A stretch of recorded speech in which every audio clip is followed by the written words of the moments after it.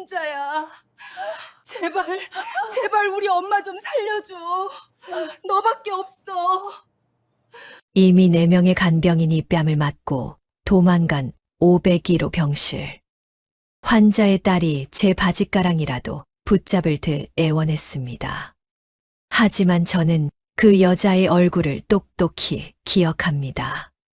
1년 전 동창회에서 20년 경력의 저를 남의 똥오줌이나 치우는 년이라며 공개적으로 모욕했던 바로 그 성공한 친구 김영희였습니다. 친구라는 이름으로 저를 짓밟았던 그 입으로 이제는 친구라는 이름에 매달리는 그 모습이 참 뻔뻔하다는 생각이 들었습니다. 그리고 저는 제게 일생일대의 굴욕을 안겼던 그 친구의 부탁을 냉정하게 거절했습니다. 미안해요, 영희 씨. 저는 이미 약속한 환자분들이 있습니다. 스케줄이 꽉 찼어요. 복수심 때문이었냐고요? 아닙니다. 그것은 20년간 단 하루도 어겨본 적 없는 제 원칙이었습니다. 환자와의 약속, 그리고 제 일에 대한 자부심 말입니다. 사람들은 제 일을 하찮다고 말할지 몰라도 저의 하루는 그 누구보다 치열하고 전문적입니다. 저는 올해 65, 20년 경력의 간병인입니다. 제 하루는 다른 간병인이 도망친 병실에 들어가는 것으로 시작됩니다.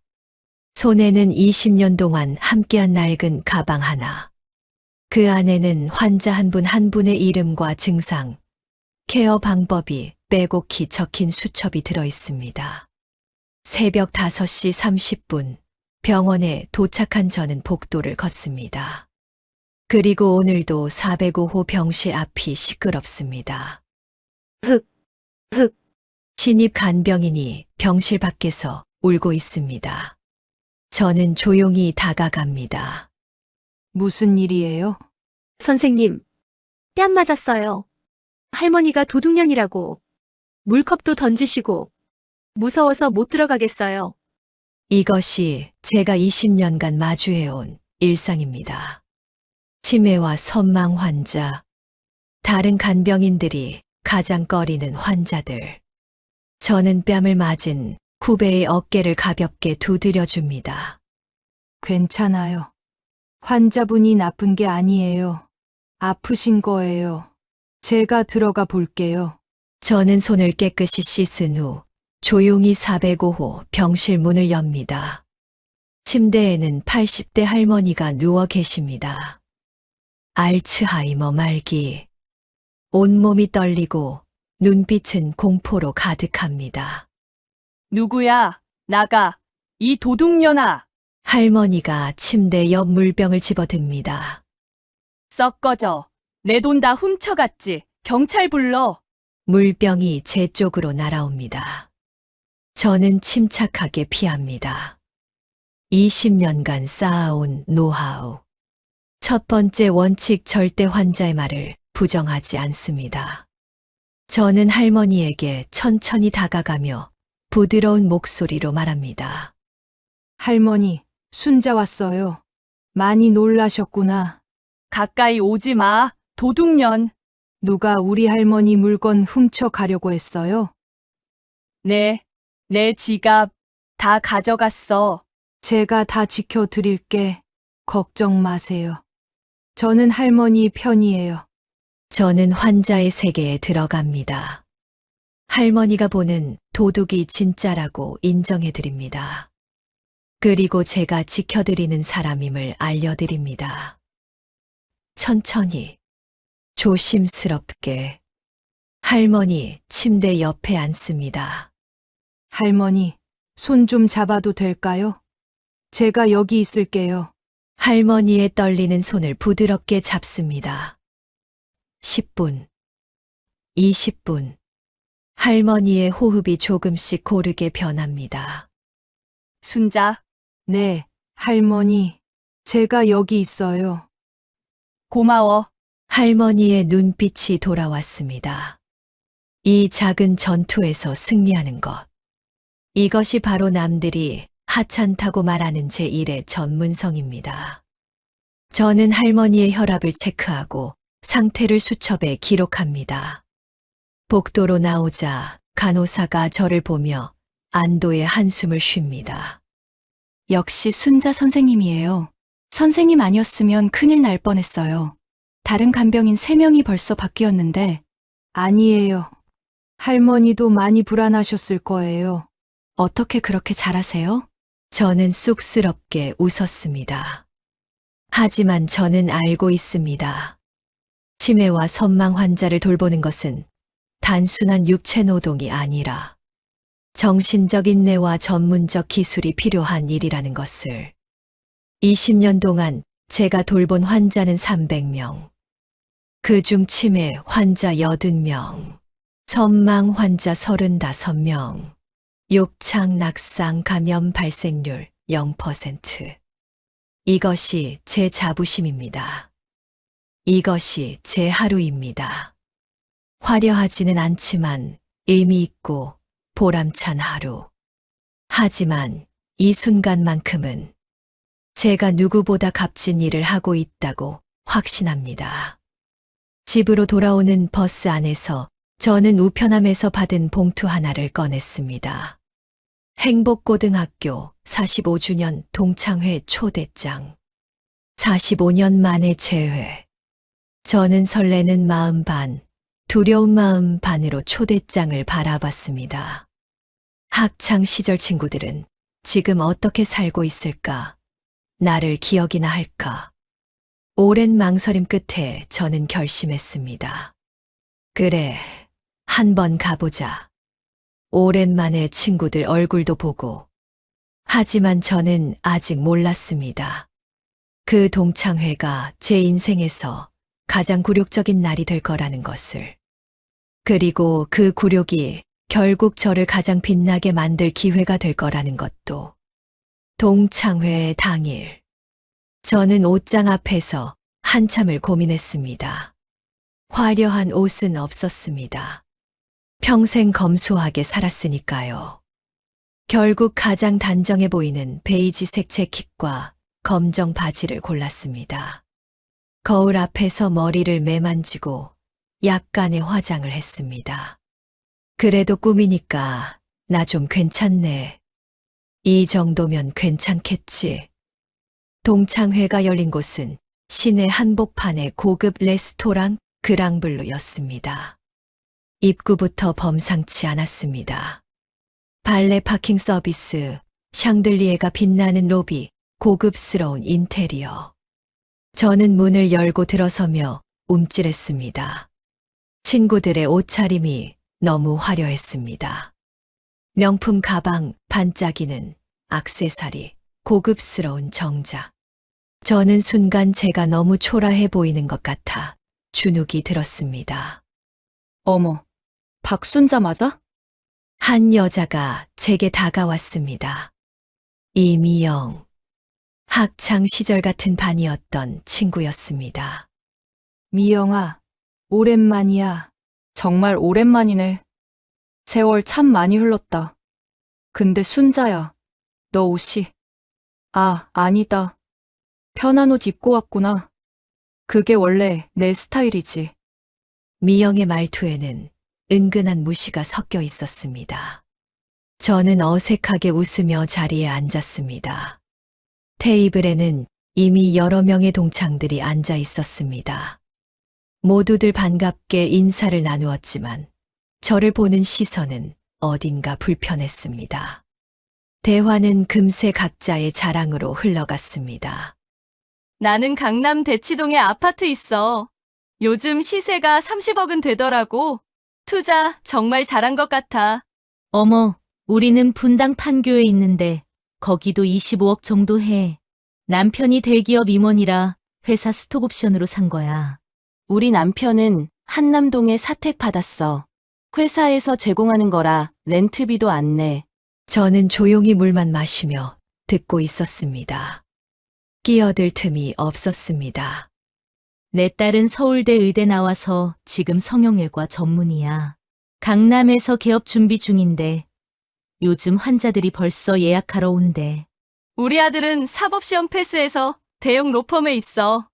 연봉이 억대야. 처음엔 걱정했는데 잘 커져서 다행이야. 우리 큰애는 미국에서 MBA 하고 있어. 스탠포드야. 졸업하면 실리콘밸리 쪽 글로벌 기업 들어간대. 자녀 자랑이 한참 이어졌습니다. 저는 혼자 사는 몸이라 자녀도 없었습니다. 그저 듣기만 했습니다. 그때 한 여자가 화려하게 등장했습니다. 김명희. 학창 시절 반장이었고 공부도 잘했던 친구였습니다. 명품 핸드백과 고급 시계를 착용하고 있었습니다. 어머, 다들 왔구나. 미안해, 회의가 늦게 끝나서. 영희는 샤넬 가방을 테이블에 내려놓으며 자리에 앉았습니다. 영희야, 오랜만이야. 영희 너는 뭐 하고 지내? 나? 중소기업 운영해. 직원이 한 50명 정도 되나? 제조업이라 요즘 경기가 안 좋아서 힘들긴 한데, 그래도 연매출 100억은 넘기고 있어. 영희의 등장으로 분위기가 더욱 고조되었습니다. 역시 영희는 성공했어.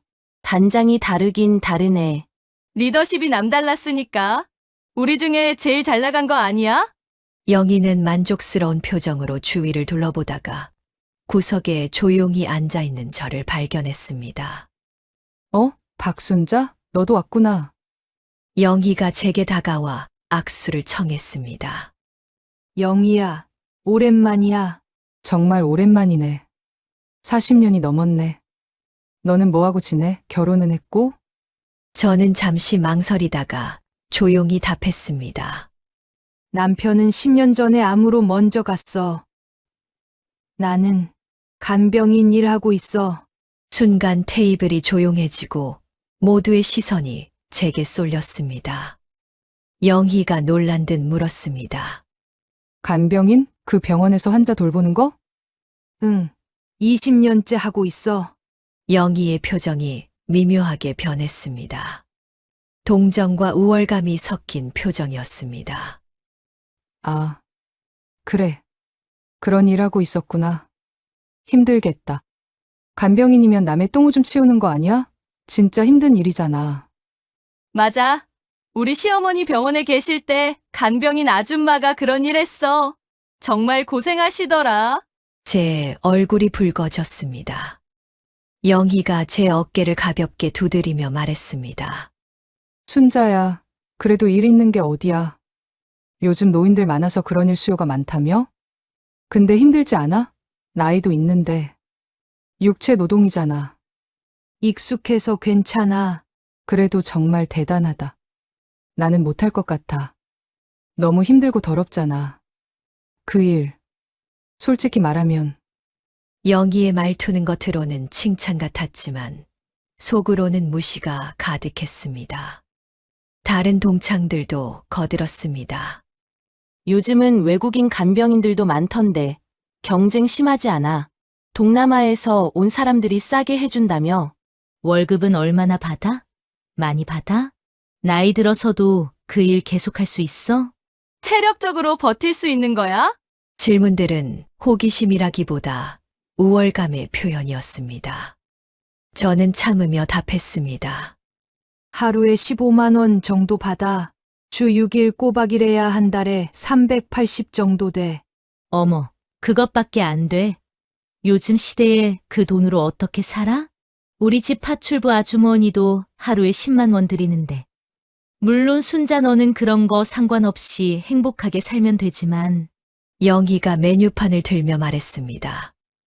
여기 음식 좀 비싸던데 내가 오늘 다 쏠게. 순자는 부담 갖지 마. 우리 친구잖아. 저는 그 말에 뭔가 가슴이 내려앉는 느낌을 받았습니다. 동정, 생색, 무시. 식사가 시작되었습니다. 프렌치 코스 요리가 하나씩 나왔습니다. 저는 어떻게 먹어야 할지 몰라 다른 사람들의 행동을 따라했습니다. 순자야, 포크는 바깥쪽부터 안쪽으로 쓰는 거야. 이런데 처음이지. 와인 좀 마셔봐. 프랑스산이야. 맛있어. 친구들의 말 한마디 한마디가 저를 초라하게 만들었습니다. 식사 중간 영희가 화제를 바꿨습니다. 있잖아. 우리 회사 청소 용역 업체 바꾸려고 하는데 혹시 순자 관심 있어? 간병보다는 청소가 덜 힘들잖아. 소개해 줄까? 저는 젓가락을 놓았습니다. 영희야, 나는 내 일이 좋아. 에이, 좋아서 하는 사람이 어딨어. 먹고 살려고 하는 거지. 솔직해져, 순자야. 우리 친구끼리 뭘 그렇게 자존심 세워? 영희의 말에 다른 동창들도 고개를 끄덕였습니다. 저는 더 이상 참을 수 없었습니다. 저는 조용히 자리에서 일어났습니다. 미안해. 나 먼저 갈게. 내일 새벽 근무가 있어서. 벌써? 조금만 더 있다 가지. 2차도 가려고 했는데. 아니야. 정말 가봐야 해. 환자분들이 기다리고 계셔. 저는 가방을 들고 레스토랑을 나왔습니다. 밖에 나오자 차가운 밤 공기가 얼굴을 스쳤습니다. 눈물이 핑 돌았습니다. 20년 동안 자부심을 가지고 해온 일이 하루아침에 남의 똥오줌이나 치우는 일로 전락한 기분이었습니다. 집으로 돌아오는 버스 안에서 저는 생각했습니다. 내가 잘못 살았나? 내 일이 그렇게 하찮은 걸까? 하지만 이내 고개를 저었습니다. 내일 아침이면 환자들이 나를 기다리고 있어. 나는 그분들에게 필요한 사람이야. 그 생각이 저를 다시 일으켜 세웠습니다. 동창회 이후 며칠간 저는 일에 집중하려 애썼지만 마음 한구석이 계속 아팠습니다.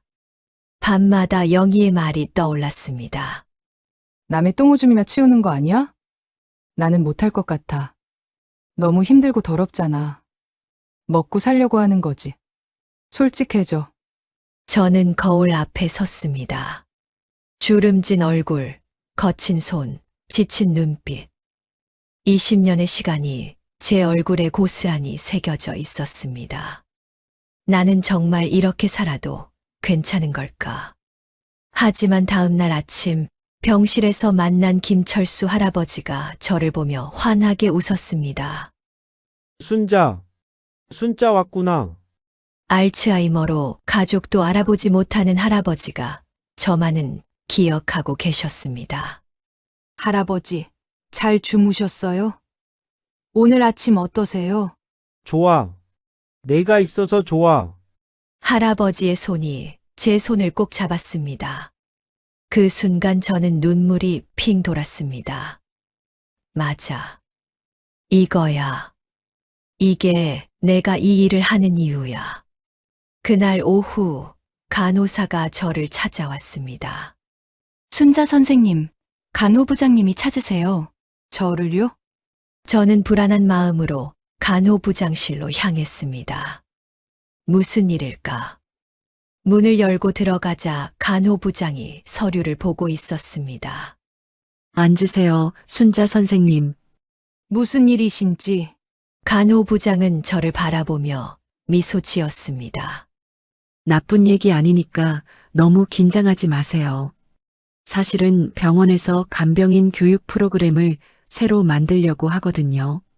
특히 치매와 선망 환자 케어에 특화된 프로그램이요. 네, 들었습니다. 그래서 강사를 찾고 있는데 순자 선생님이 가장 적임자라고 생각해요. 20년 경력에 특히 치매와 선망 환자 케어 전문가시잖아요. 환자들과 보호자들의 만족도도 가장 높으시고요. 저는 놀라서 눈을 크게 떴습니다. 저요? 네. 선생님께서 그동안 치매 환자 80명 이상을 돌보셨잖아요. 그것도 다른 간병인들이 포기한 환자들까지. 이런 노하우를 다른 간병인들에게 꼭 전수해 주셨으면 해요. 저는 그날 밤 잠을 이룰 수 없었습니다. 나 같은 사람이 강사를, 남을 가르칠 수 있을까? 하지만 마음 한구석에서는 설렘이 일었습니다. 내 경험이 누군가에게 도움이 될 수 있다면. 일주일 후, 저는 간호부장에게 답을 전했습니다. 해보겠습니다. 제 첫 강의는 떨렸습니다. 강의실에는 신입 간병인 20명이 앉아 있었습니다. 모두 저를 기대 어린 눈빛으로 바라보았습니다. 안녕하세요. 저는 이 병원에서 20년째 간병인으로 일하고 있는 박순자입니다. 오늘은 치매와 선망 환자 케어에 대해 말씀드리려고 합니다. 저는 떨리는 손으로 PPT를 넘겼습니다. 하지만 환자 이야기를 시작하자 목소리에 힘이 실렸습니다. 치매 환자를 돌보는 것은 가장 어려운 일입니다. 왜냐하면 환자분들이 현실을 인지하지 못하고 때로는 공격적으로 변하기도 하니까요. 하지만 여러분, 기억하세요. 그분들은 아픈 겁니다. 나쁜 게 아니에요. 저는 20년간 쌓아온 노하우를 하나하나 풀어놓았습니다. 환자분이 소리를 지르시거나 물건을 던지실 때 절대 맞서지 마세요. 대신 부드럽게 다가가서 괜찮아요. 제가 여기 있어요라고 말씀하세요. 목소리 톤이 가장 중요합니다. 수강생들이 고개를 끄덕이며 열심히 메모했습니다. 선망 증세가 있는 환자분들은 특히 저녁 시간대에 증세가 심해집니다. 이걸 해걸음 증후군이라고 해요. 해가 지면 불안감이 커지거든요. 이때는 조명을 밝게 하고 환자분 곁에 있어 주세요. 혼자 두지 마세요. 저는 구체적인 사례들을 들려주었습니다. 제가 돌봤던 한 할머니는 매일 저녁 6시만 되면 집에 가야 해. 애들이 기다려. 라고 소리치셨어요. 아드님이 이미 60대인데도요. 제가 어떻게 했는지 아세요? 할머니, 아이들한테 전화했어요. 오늘은 할머니 여기서 주무시라고 하더라고요. 내일 데리러 온대요. 이렇게 말씀드렸더니 진정하셨어요. 중요한 건 환자분의 현실을 부정하지 않는 거예요. 할머니, 아이들 다 컸잖아요 라고 하면 안 돼요. 그럼 더 흥분하세요. 대신 환자분의 세계에 들어가서 안심시켜드리는 겁니다. 강의실이 조용해졌습니다. 모두가 제 말에 집중하고 있었습니다. 그리고 욕창 예방. 치매 환자분들은 스스로 움직이지 못하시는 경우가 많아요. 2시간마다 체위 변경은 필수입니다. 제가 20년간 돌본 환자 중 욕창 발생률이 0%인 이유가 바로 이겁니다. 강의가 끝난 후 질문이 쏟아졌습니다. 선생님, 환자분이 때리시면 어떻게 해요? 막지 마세요. 피하세요. 그리고 조용히 기다렸다가 진정되시면 다시 다가가세요. 환자분은 자기가 왜 그랬는지 기억도 못하세요. 환자분과 정이 들면 돌아가실 때 너무 슬프지 않으세요? 저는 잠시 말을 멈췄습니다. 슬프죠. 매번 슬퍼요. 하지만 그분들의 마지막을 함께할 수 있다는 게 얼마나 큰 영광인지 아세요? 우리는 그분들의 인생에서 가장 힘든 순간을 함께하는 사람들이에요. 그게 바로 우리 일의 가치입니다. 박수가 터져 나왔습니다. 강의를 마치고 나오자 한 수강생이 제게 다가왔습니다. 선생님, 저 사실 이 일 시작하기 전에 많이 망설였어요. 주변에서 힘들다고 돈도 안 된다고 천한 일이라고 말렸거든요. 그런데 오늘 선생님 강의 듣고 확신이 생겼어요. 저도 선생님처럼 전문가가 되고 싶어요. 저는 그 말에 가슴이 뭉클했습니다. 그날 이후 제 강의는 입소문이 났습니다. 병원 내에서 저를 보는 시선이 완전히 달라졌습니다. 어느 날 병원장이 저를 불렀습니다. 순자 선생님, 병원에서 수석 간병인 제도를 도입하려고 합니다. 선생님께 이 직함을 드리고 싶은데요. 수석 간병인이요? 네. 신입 간병인들의 멘토 역할을 맡아주시고, 특히 치매와 선망 환자 케어를 총괄해 주시면 됩니다. 물론 급여도 30% 인상됩니다. 저는 눈물이 핑 돌았습니다. 20년 만에 처음으로 제 가치를 제대로 인정받는 기분이었습니다. 감사합니다. 최선을 다하겠습니다. 그날 저녁, 저는 혼자 소주 한 잔을 기울였습니다. 여보, 당신 보고 있어요? 나 잘하고 있는 거 맞죠? 내가 하는 일이 천한 일이 아니었죠? 창밖 하늘에서 별이 반짝였습니다. 수석 간병인이 된 지 3개월이 지났습니다. 저는 이제 병원에서 가장 신뢰받는 간병 전문가가 되어 있었습니다. 특히 치매와 선망 환자 케어에서는 저를 따라올 사람이 없었습니다.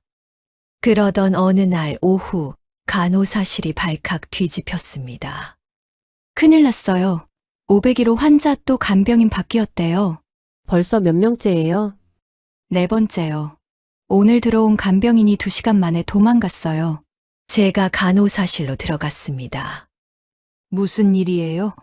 담당 간호사가 한숨을 쉬며 말했습니다. 501호 환자분이요.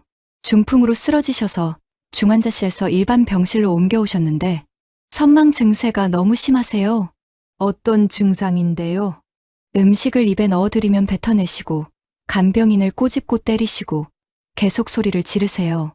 도둑년, 내 돈 어디 갔어? 라고 욕설을 퍼부으시고 오늘 온 간병인은 뺨까지 맞았대요. 저는 고개를 끄덕였습니다. 전형적인 중풍 후 선망 증세였습니다. 보호자분은요? 딸이 있는데 완전히 지쳐 계세요. 벌써 일주일째 제대로 못 주무셨대요. 그때 담당 의사가 간호사실로 들어왔습니다. 순자 선생님, 여기 계셨군요. 501호 환자 때문에 선생님을 찾고 있었어요. 저를요? 네. 솔직히 말씀드리면 이 병원에서 저 환자분을 감당할 수 있는 분은 박순자 선생님밖에 없어요. 간호사가 거들었습니다. 맞아요. 벌써 간병인 4명이 바뀌었어요. 전문 간병인들도 하루를 못 버티고 나갔어요. 선망 증세가 너무 심해서. 의사가 진지한 표정으로 말했습니다. 순자 선생님의 치매 선망 환자 케어 능력은 이미 입증됐잖아요. 선생님이 아니시면 저 환자분은 결국 정신병동으로 옮겨야 할 수도 있어요. 저는 잠시 생각했습니다. 제가 한번 가보겠습니다. 저는 501호 병실로 향했습니다. 복도에서부터 소리가 들렸습니다. 싫어! 저리 꺼져! 도둑년들! 병실 문을 열자 침대에 누워 계신 할머니가 팔을 휘두르며 소리를 지르고 계셨습니다. 한쪽 몸은 마비되어 움직이지 못했지만 멀쩡한 쪽 팔로 주변 사람들을 때리려 하고 계셨습니다. 침대 옆에는 60대 중반으로 보이는 여성이 얼굴을 감싸고 울고 있었습니다. 그 여성이 고개를 들었습니다. 저는 그 순간 얼어붙었습니다. 김영희였습니다. 영희도 저를 보고 눈이 커졌습니다. 순자? 저희는 1년 전 동창회 이후 처음 마주쳤습니다.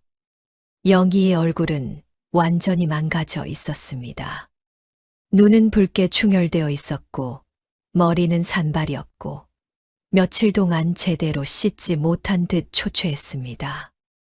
1년 전 그 당당하던 모습은 온데간데 없었습니다. 순자야.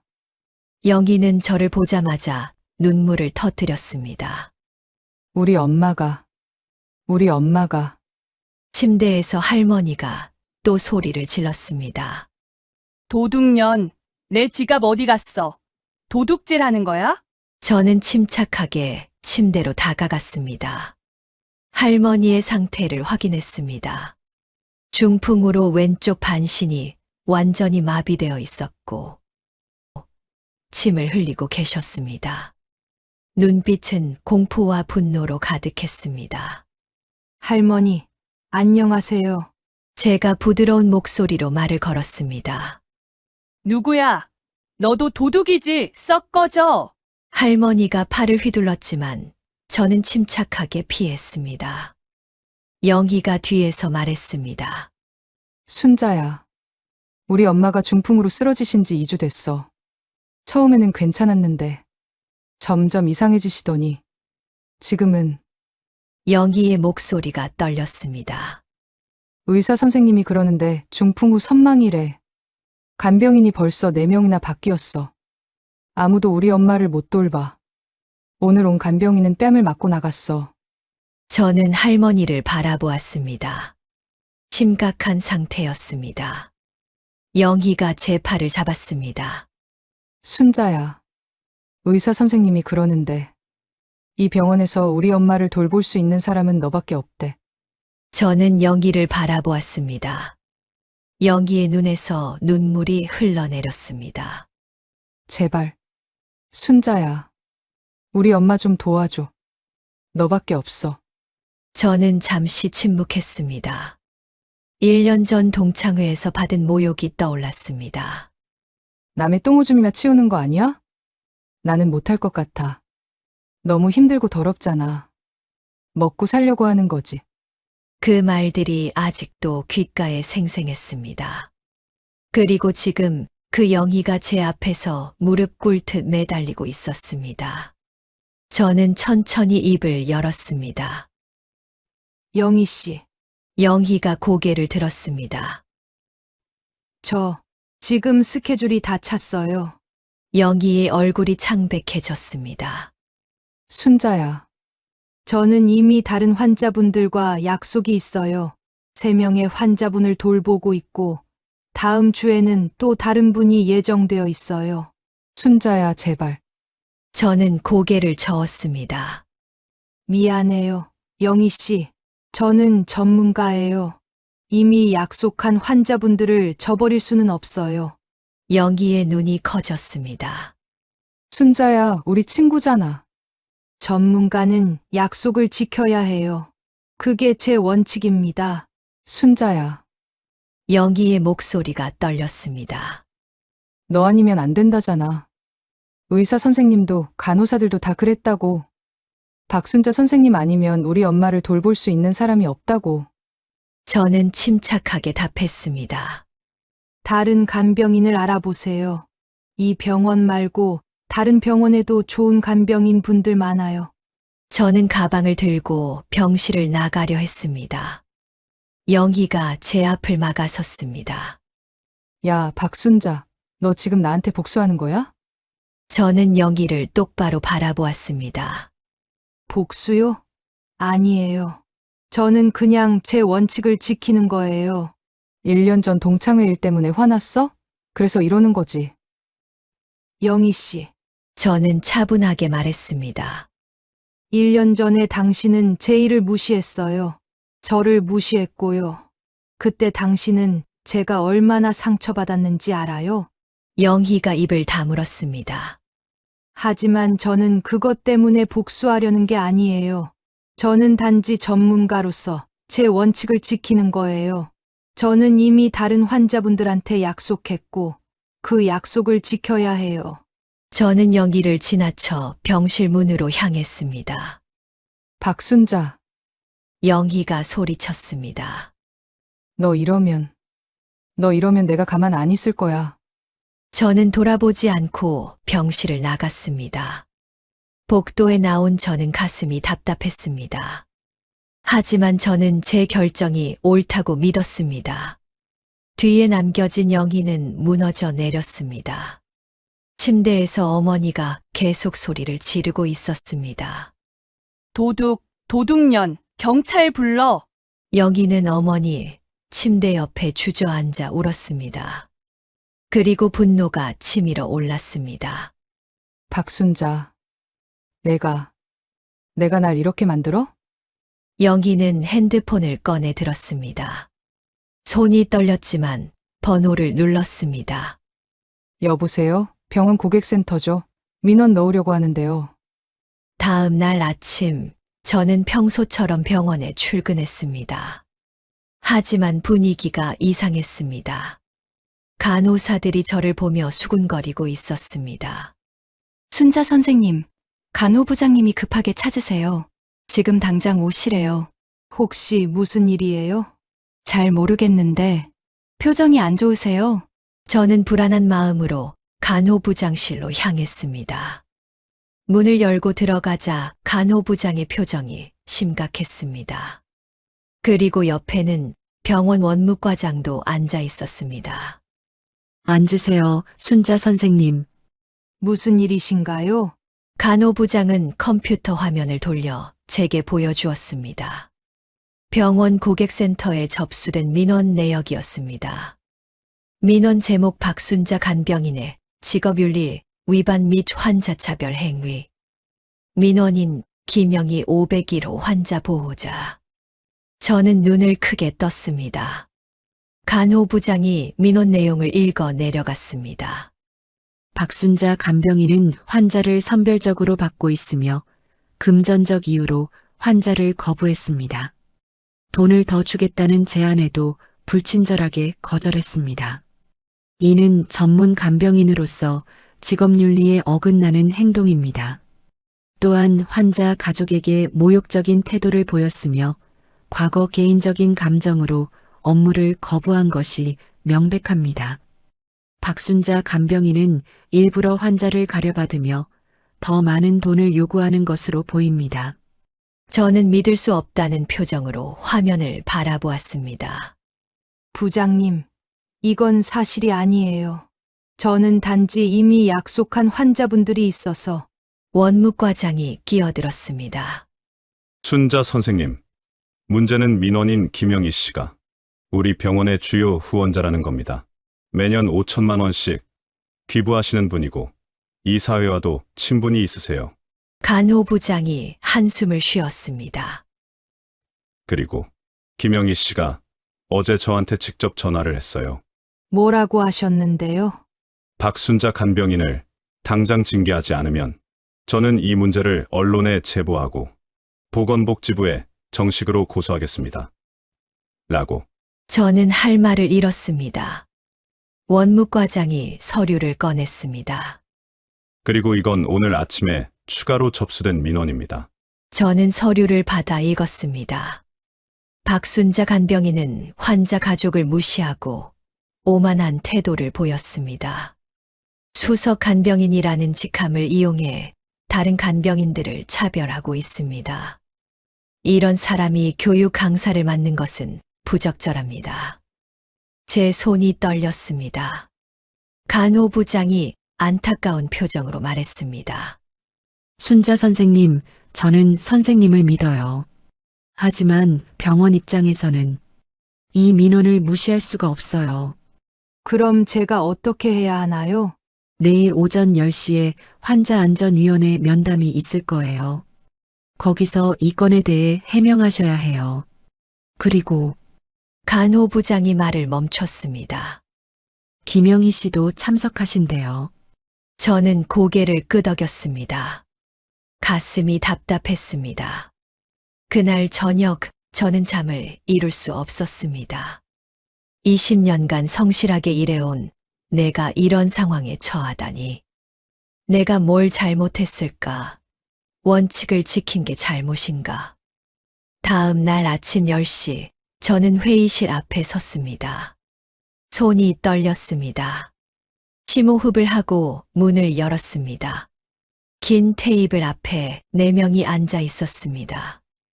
병원 의사, 원무과장, 의무기록팀장, 그리고 김영희가 앉아 있었습니다. 하지만 1년 전의 당당한 모습이 아니었습니다. 머리는 산발이었고, 눈은 충혈되어 있었고, 얼굴은 핏기가 없었습니다. 하지만 눈빛만은 날카로웠습니다. 분노와 절망이 섞인 눈빛이었습니다. 병원 의사가 입을 열었습니다. 박순자 선생님, 앉으세요. 오늘 이 자리는 김영희 보호자님께서 제기하신 민원에 대해 사실관계를 확인하기 위한 자리입니다.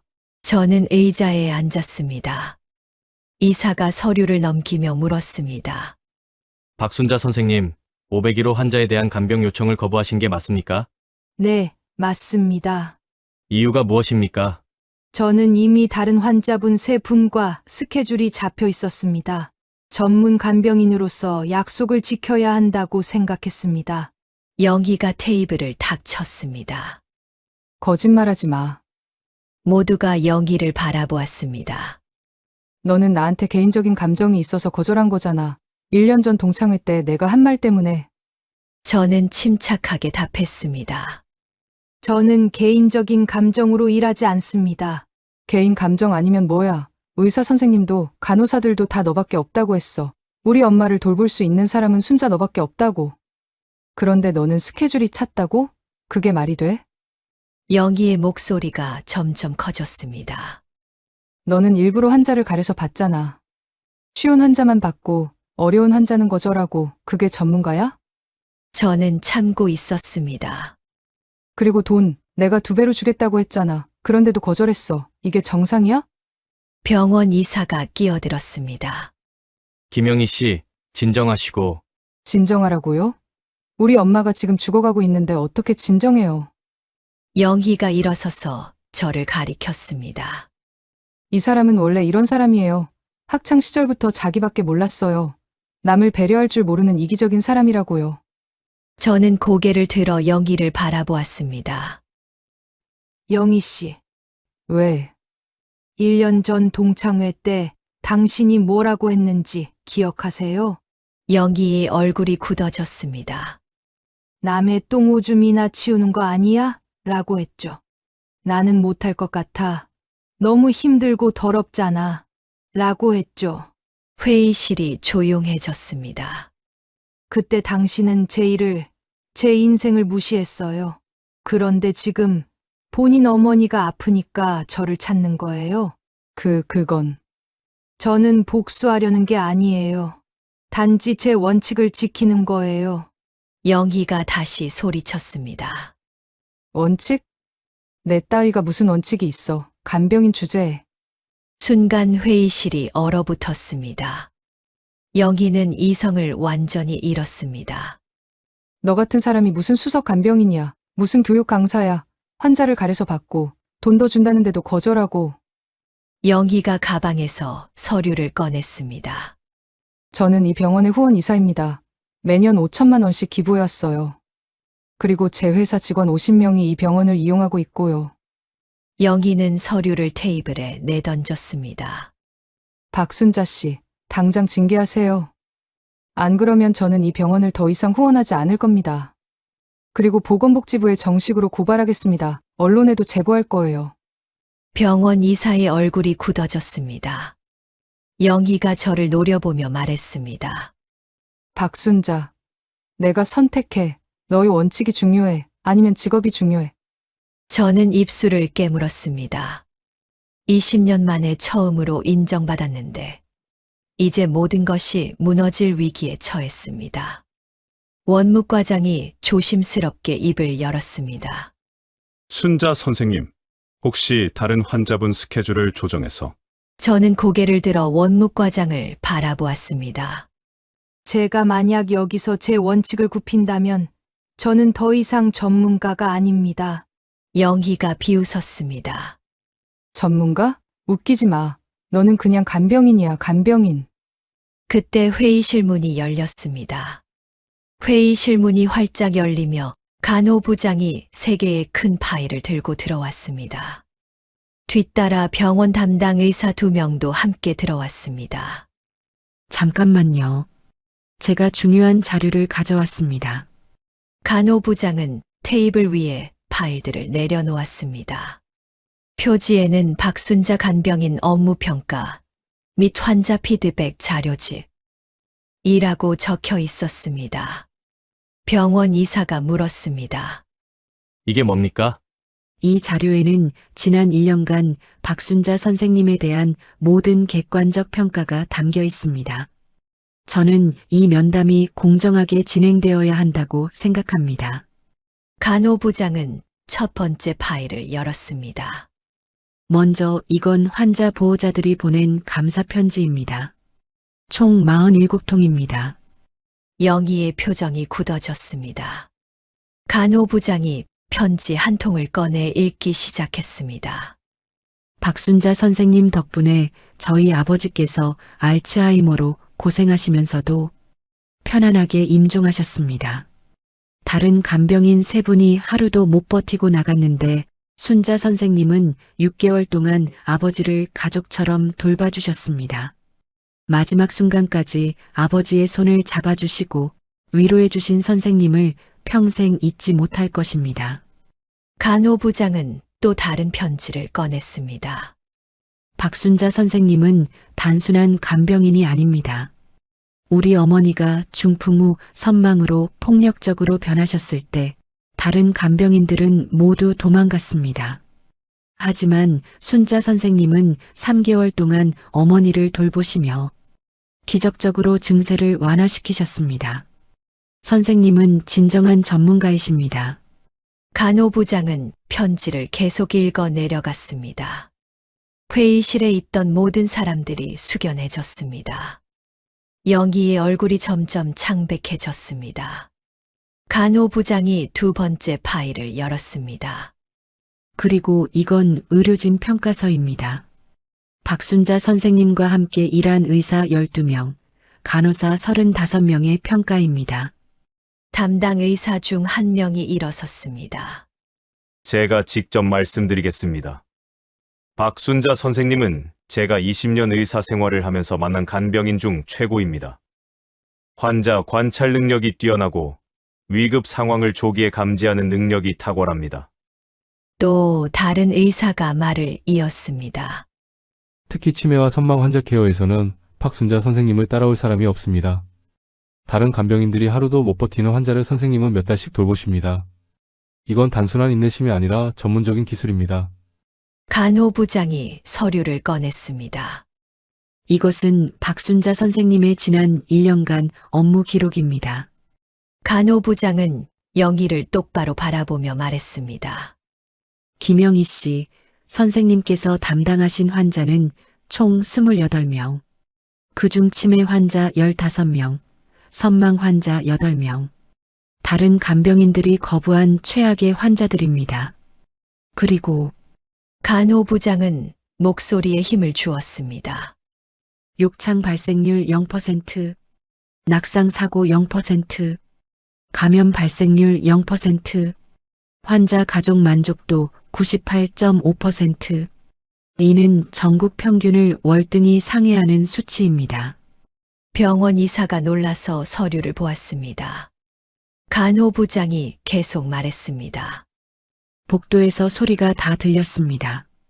김영희 씨, 당신은 박순자 선생님께 간병인 주제라고 말씀하셨죠? 영희는 고개를 들 수 없었습니다. 하지만 박순자 선생님은 우리 병원의 공식 수석 간병인이십니다. 간병인 교육 프로그램의 수석 강사이시고 보건복지부로부터 올해의 간병인상 후보로 추천된 분이십니다. 간호부장은 영희에게 한 걸음 다가갔습니다. 그리고 가장 중요한 것은 간호부장의 목소리가 떨렸습니다. 당신 어머니 같은 환자를 케어할 수 있는 유일한 분이 바로 박순자 선생님이십니다. 그런 분에게 지금 당신은 무슨 짓을 하고 있는 겁니까? 영희는 얼굴이 새하얘졌습니다. 간호부장이 서류를 더 꺼냈습니다. 501호 환자 김영희 씨의 어머니, 중풍 후 극심한 선망 증세, 폭력적 성향, 지난 2주간 간병인 4명 교체, 평균 근무 시간 6시간, 이 중 1명은 2시간 만에 도망갔습니다. 간호부장이 영희를 바라보았습니다. 이런 환자를 돌볼 수 있는 사람이 이 병원에 몇 명이나 있을까요? 아니, 이 나라에 몇 명이나 있을까요? 영희는 입을 열 수 없었습니다. 간호부장이 목소리를 높였습니다. 박순자 선생님을 함부로 대하신 건 선생님의 전문성을 무시하신 겁니다. 20년간 쌓아온 경력과 실력을, 그리고 무엇보다 환자를 향한 진심을 무시하신 겁니다. 영희의 눈에서 눈물이 흘러내렸습니다. 병원 의사가 영희를 바라보며 엄격하게 말했습니다. 김영희 씨, 당신이 박순자 선생님께 사과하셔야 할 것 같습니다. 그리고 제기하신 민원은 전부 사실무근으로 판명되었습니다. 영희는 고개를 들 수 없었습니다. 간호부장이 저를 바라보며 말했습니다. 박순자 선생님, 저는 선생님이 자랑스럽습니다. 20년간 묵묵히 환자를 돌보시며 쌓아온 전문성, 그리고 원칙을 지키는 그 강직함. 그게 바로 진정한 전문가의 모습입니다. 제 눈에 눈물이 고였습니다. 선생님께서 스케줄을 조정할 수 없다고 하신 것은 당연한 겁니다. 이미 약속한 환자분들에 대한 책임이 있으시니까요. 그게 바로 전문가의 자세입니다. 회의가 끝났습니다. 병원 이사가 선언했습니다. 박순자 선생님에 대한 민원은 전부 기각합니다. 그리고 김영희 씨의 민원 제기 방식은 부적절했음을 공식 기록으로 남기겠습니다. 영희는 의자에 그대로 주저앉아 있었습니다. 모두가 회의실을 나갔습니다. 저도 일어서서 나가려 했습니다. 순자야, 영희의 떨리는 목소리가 들렸습니다. 저는 멈춰 섰습니다. 미안해. 정말, 정말 미안해. 영희는 의자에 앉은 채 얼굴을 감싸고 울었습니다.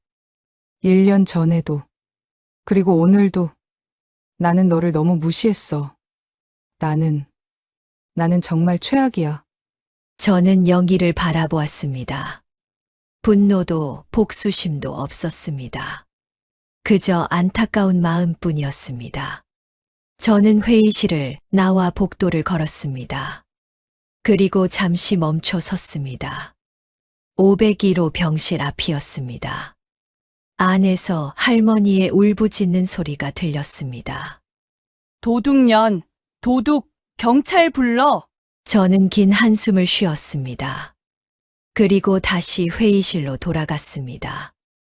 영희는 여전히 그 자리에 앉아 울고 있었습니다. 영희 씨, 영희가 고개를 들었습니다.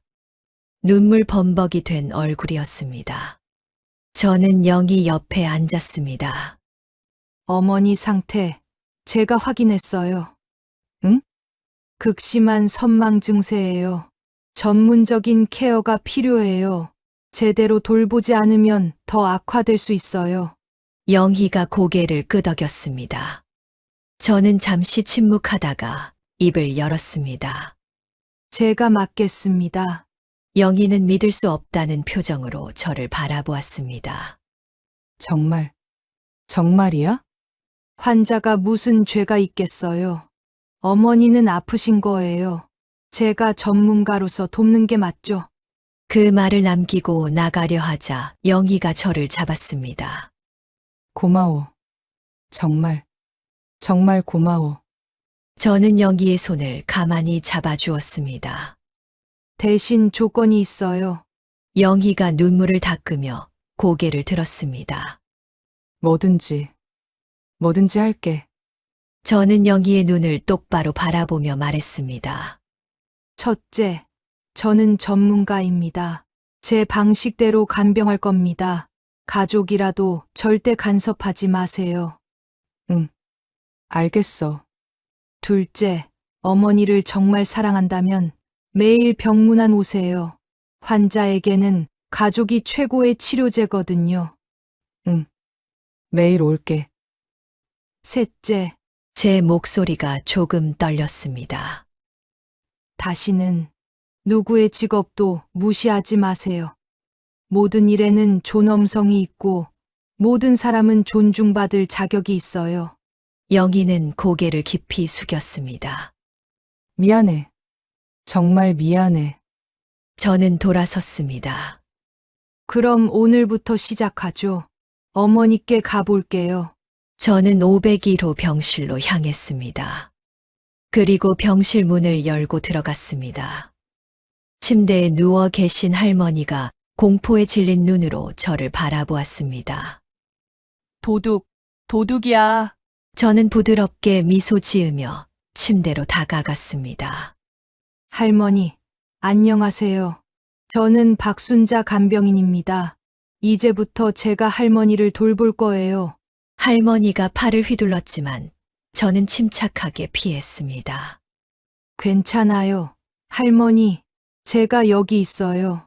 할머니를 아프게 하는 사람은 아무도 없어요. 저는 조용히 할머니 곁에 앉아 손을 잡았습니다. 우리 천천히 함께 좋아지실 거예요. 할머니의 눈에서 눈물 한 방울이 흘러내렸습니다. 그리고 조금씩, 아주 조금씩 손에 힘이 빠졌습니다. 저는 조용히 할머니의 눈물을 닦아드리며 생각했습니다. 이것이 바로 내가 이 일을 하는 이유야. 복도에서 영희가 병실문을 통해 그 모습을 바라보았습니다. 어머니가 처음으로 조용해지는 모습을, 제 손을 잡고 진정하는 모습을.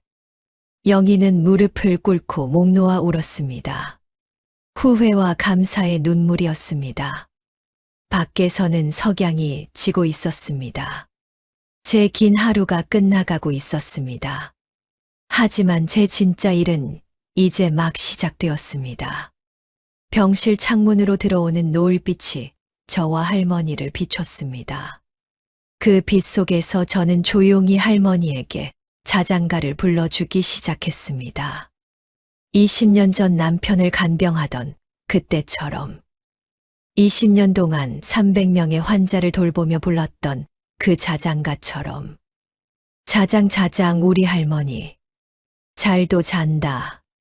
할머니의 숨소리가 조금씩 고르게 변했습니다.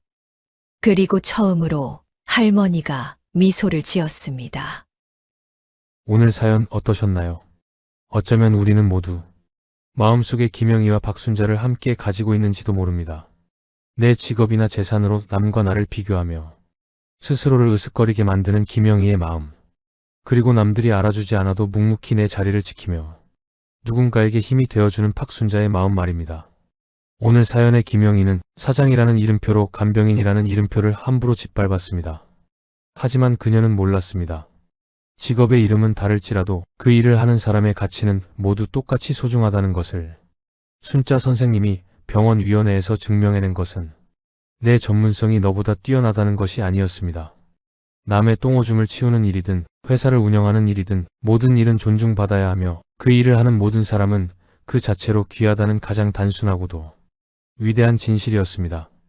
여러분이 오늘 하루 어떤 이름표를 달고 어떤 일을 하셨든 여러분은 그 자체로 이미 소중하고 존중받을 자격이 충분한 위대한 사람입니다. 여러분의 소중한 이야기에 귀 기울이는 인생의 후반전이었습니다. 구독과 좋아요는 제게 큰 힘이 됩니다.